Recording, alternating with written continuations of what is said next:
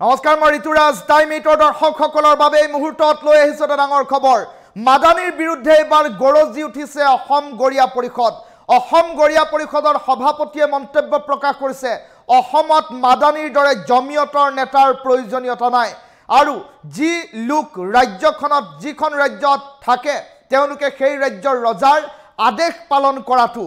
কুৰাণৰ বাণী বুলি মন্তব্য প্ৰকাশ কৰিছে আৰু কুৰাণৰ বাণী সকলো মুছলমানক অৰ্থাৎ 1.5 কোটি মুছলমানক মানিবলৈ আহ্বান জনালে গৰিয়া পৰিষদে এই ডাঙৰ খবৰটো টাইম 8 দৰ্শকসকলক এই মুহূৰ্ত জনাইছো নিজে বাস কৰা ৰাজ্যৰ ৰজাৰ আদেশ মানি চলাটো কুৰাণৰ বাণী আৰু কুৰাণৰ বাণী মানি চলিবলৈ 1.5 কোটি মুছলমানক আহ্বান জনালে এতিয়া অসম গৰিয়া পৰিষদে মাদানীৰ দৰে জমিয়তৰ নেতাৰ অসমত প্ৰয়োজন নাই মাদানীৰ বিৰুদ্ধে গৰজি উঠিল অসম গৰিয়া পৰিষদ আৰু মাদানীক সকীয়নি দি অসম গৰিয়া পৰিষদৰ গৰ্জন 1.5 কোটি মুছলমানলৈ গৰিয়া পৰিষদৰ আহ্বান মাদানীক প্ৰশ্ৰয় নিদিব ৰাজনৈতিক মুনাফা লাভ কৰিবলৈহে মাদানীয়ে অসমত প্ৰৱেশ কৰিছে মুছলিম লীগ জমিয়ত আৰু AIDFৰ এজেণ্ডা একেই 2005 মাৰ্চত গঠন হোৱা AIDFৰ আমি তেতিয়াও বিৰোধ কৰিছিলোঁ আমচুকে ধৰি সংখ্যালঘু দল সংগঠনৰ সমৰ্থনত গঠন হৈছিল AIDF আমি সেই সময়তো মন্তব্য প্ৰকাশ কৰিছিল যে AIDFৰ প্ৰয়োজনীয়তা নাই তেতিয়াও অসমলৈ আহি পৰিস্থিতি অশান্ত কৰিছিল মাদানীয়ে আৰু এতিয়া BTC নিৰ্বাচনৰ বাবে মাদানীয়ে উদ্দেশ্য প্ৰণোদিতভাৱে ইস্যু আৰম্ভ কৰিছে আৰু ৰাজনৈতিক মুনাফা লাভৰ বাবে বংগবলীয় মুছলমানক ব্যৱহাৰ কৰিছে মাদানীয়ে এই মন্তব্য প্ৰকাশ কৰিছে অসম গৰিয়া পৰিষদৰ সভাপতিয়ে মাদানীক সতৰ্ক কৰি গৰজি উঠিছে অসম গৰিয়া পৰিষদ এটা ডাঙৰ খবৰ এই মুহূৰ্তত টাইম 8 দৰ্শকসকলক জনাইছো আজিৰ দিনটোত দেখিবলৈ পোৱা গৈছে মাদানীয়ে কৰা কেতবোৰ মন্তব্যৰ বিৰোধিতাৰে এতিয়া ৰাজ্যৰ প্ৰতিটো প্ৰান্তত প্ৰতিক্ৰিয়া আৰম্ভ হৈছে আৰু এইবাৰ মাদানীৰ মন্তব্যৰ বিৰোধিতাৰে গৰজি উঠিছে অসম গৰিয়া পৰিষদ অসম গৰিয়া পৰিষদৰ সভাপতি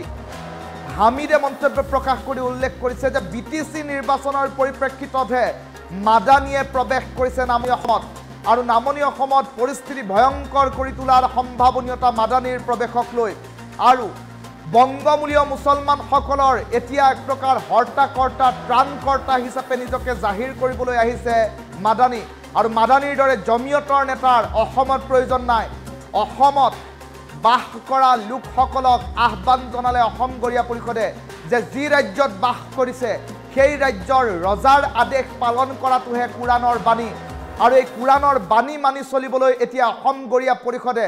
দাবী উত্থাপন কৰিছে এক প্ৰকাৰ আহ্বান জনাইছে 1.5 কোটি মুছলমান জনতাক জমিয়তৰ নেতাৰ অসমত প্ৰয়োজনীয়তা নাই আৰু জমিয়তৰ নেতা মাদানীয়ে অসম অশান্ত কৰিবলৈ আহিছে আৰু সমান্তৰালকৈ BTC নিৰ্বাচনৰ পৰিপ্ৰেক্ষিতত এতিয়া মুনাফা লাভ কৰিবলৈ অসমলৈ আহিছে মাদানী আৰু তাৰ বাবে দেখিবলৈ পোৱা গৈছে সম্প্ৰতি সমগ্ৰ বিষয়টোক লৈ ৰাজ্যজুৰি প্ৰতিক্ৰিয়া অব্যাহত আছে আৰু নিজে বাস কৰা ৰাজ্যখনৰ ৰজাৰ আদেশ মানি চলাটোহে কুৰাণৰ বাণী মানি চলিবলৈ এতিয়া অসম গৰিয়া পৰিষদে কৰিছে মন্তব্য অসম গৰিয়া পৰিষদৰ সভাপতি আব্দুল হামিদৰ মন্তব্য এই মুহূৰ্তত শুনাই লৈছো 2005 মাৰ্চত AIDF দল গঠন কৰাৰ এটা কুচকাৱাজ চলিছিল তেতিয়া আমি কেন্দ্ৰীয় নেতৃবৃন্দই কৈছিলোঁ আমাৰ নেতৃত্বতে আমি এই বক্তব্য ৰাখিছিলোঁ সেই সময়ত অসমৰ প্ৰায় 15টা মাইনৰিটি সংগঠনে আমচুকে আদি কৰি AIDF দল গঠন কৰাত হাত উজন দিছিল তাৰ মানে আগভাগ লৈছিলে কিন্তু আমি অকলে অসমৰ খিলঞ্জীয়া মুছলমানক ৰক্ষা কৰাৰ স্বাৰ্থতে হওক গোটেই মুছলমানক ৰক্ষা কৰাৰ স্বাৰ্থত আমি কৈছিলোঁ যে AIDF দলৰ কোনো প্ৰাসংগিকতা নাই মুছলিম লীগ UMF AIDF সেম ক্যাটেগৰী ঠিক আজি সেই ঘটনাটো ঘটিবলৈ পাইছে কাৰণ আজি কিছুদিন আগত মাননীয় মদানী সাহেবে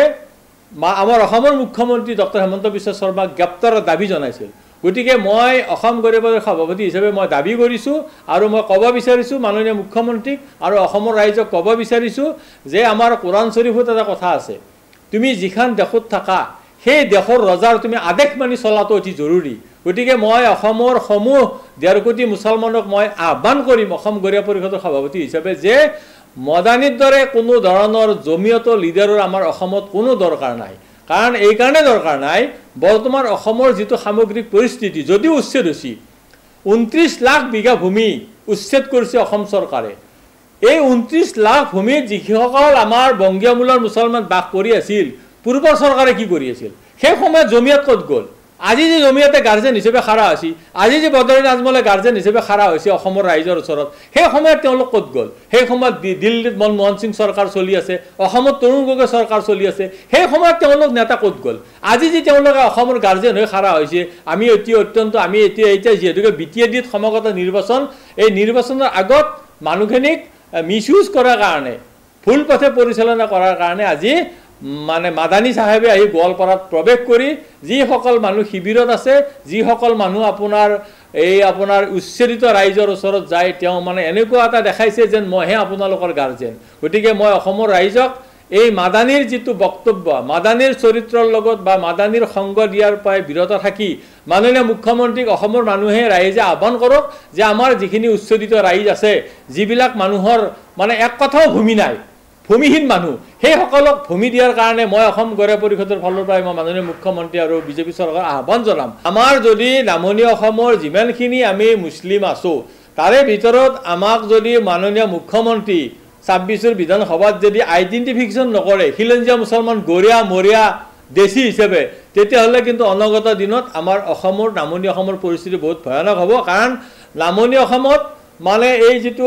মুছলমানৰ যিটো আগ্ৰাসী ৰূপ এই আগ্ৰাসী ৰূপত কিন্তু আমি খিলঞ্জীয়া মুছলমানখিনি নাইকিয়া হোৱাৰ উপক্ৰম হৈছে সেইকাৰণে আজি মাদানী আহি আজি ধুবুৰী গোৱালপাৰাত তেওঁ চিতাবি লৈছি চিতাবি লৈ পেলাই তাতে তেওঁ ফতোৱা জাৰি কৰি আছে ঠিক বদৰুদ্দিন আজমল ডাঙৰীয়াও সুদূৰ আপোনাৰ হোজাৰ পৰা আহি ঠিক নামনি অসমৰ যিবিলাক বংগীয় মূলৰ মুছলমান যিখিনি প্ৰায় 60% মানুহ মানে অশিক্ষিত মানুহ মানে আপোনাৰ খাতি খোৱা মানুহ সেইখিনি মানুহৰ লগত তেওঁ সম্পৰ্ক গঢ়ি তুলি তাত ইলেকশ্যন খেলিছে বদৰুদ্দিন আজমল ডাঙৰীয়াই ঠিক গোলাম ওছমানে তেনেকুৱা কৰিছিল গতিকে এই যিখিনি ভাষিক সংখ্যালঘু মানুহ আছে কম শিক্ষাৰ মানুহ লেবাৰ ক্লাছ মানুহ সেইখিনি মানুহৰ লগত এইবিলাক নেতা আহি ৰাজনীতি কৰি অসমৰ যিটো খাতাম পৰীক্ষা যিটো আজান ফকীৰৰ যিটো আমাৰ শংকৰাজানৰ দেশ বুলি যিটো আমি গৌৰৱ কৰি আছো সেই গৌৰৱটো এইবিলাক নেতাই নাইকিয়া কৰাৰ আজি মানে উদাহৰণ ফুটি উঠিছে কমপ্লিট ৰাজনৈতিক উদ্দেশ্য প্ৰণোদিত এইখিনি কেৱল যি বংগীয় মূলৰ মুছলমানখিনিক তেওঁ মানে এটা উদ্দেশ্য প্ৰণোদিতভাৱে তেওঁলোকৰ ওচৰত তেওঁ খাৰা হৈছে এইটো যেনেকৈ বিটিআৰ নিৰ্বাচন আহিছে বিটিআৰ নিৰ্বাচনত তেওঁ এই কিবা কুচকাচ কৰি কিবা দখল কৰিব পাৰে নেকি কিবা প্ৰভুত্ব চলাব পাৰে নেকি সেই উদ্দেশ্যে তেওঁ অসমত আহি গোৱালপাৰাৰ দৰে জায়গাত তেওঁ আজি প্ৰেছ সংবাদ মেলি মুখ্যমন্ত্ৰীক ৱাৰ্নিং দি আছে আৰু গোটেই বংগীয় মূলৰ মুছলমানৰ লগত তেওঁ গাৰ্জেন স্বৰূপ হৈ খাৰা হৈছে মই এই চেগুতে যিখিনি ভাৰতীয় আমাৰ মিয়া ভাই বুলি কওঁ যিখিনি বংগীয় মূলৰ মুছলমান বুলি কওঁ বা যিখিনি প্ৰকৃত ভাৰতীয় তেওঁলোকক মই দল সংগঠন আমচুকী আদি কৰি মই আহ্বান কৰিব বিচাৰোঁ তেওঁলোকে যদি কিবা যদি পাব লগা আছে তেওঁলোকে মাননীয় মুখ্যমন্ত্ৰীৰ ওচৰত তেওঁলোকে আবেদন নিবেদন কৰক তেওঁলোকে মাদানীৰ ওচৰত আজমলৰ ওচৰত আবেদন নিবেদন কৰি কোনো ফল নধৰে গতিকে মাদানীৰ ওচৰত তেওঁলোকে কিবা বিচাৰা মানে হালগৰুৰ ওচৰত গাখীৰ বিচৰা কথা গতিকে মতা গৰুৰ ওচৰত গাখীৰ বিচাৰিলে পাব নেকি যদি এগৰাকী গৰু গাই মানে মানে গাই গৰুৰ ওচৰত গাখীৰ বিচাৰে তেতিয়াহ'লে তাৰ পৰা গাখীৰ পাব নিশ্চয় মতা গৰুৰ ওচৰতো গাখীৰ বিচাৰিলে গাখীৰ নাপাব ঠিক তেনেকুৱা কথা গতিকে মাদানীক তেওঁলোকে গাৰ্জেন হিচাপে বংগীয় মূলৰ মুছলমানখিনি যিখিনি আমাৰ আজি উচ্ছেদিত লোক তেওঁলোকে মাদানীৰ ওচৰত নগৈ আমাৰ মাননীয় মুখ্যমন্ত্ৰীৰ ওচৰত তেখেতসকলে ডিচিৰ জৰিয়তে নিবেদন কৰক যে আমাৰ এইখিনি মানুহ গৃহহাৰা ভূমিহীন এইখিনি মানুহক আমাক বিশেষ ব্যৱস্থা কৰিব লাগে আমি প্ৰকৃত ভাৰত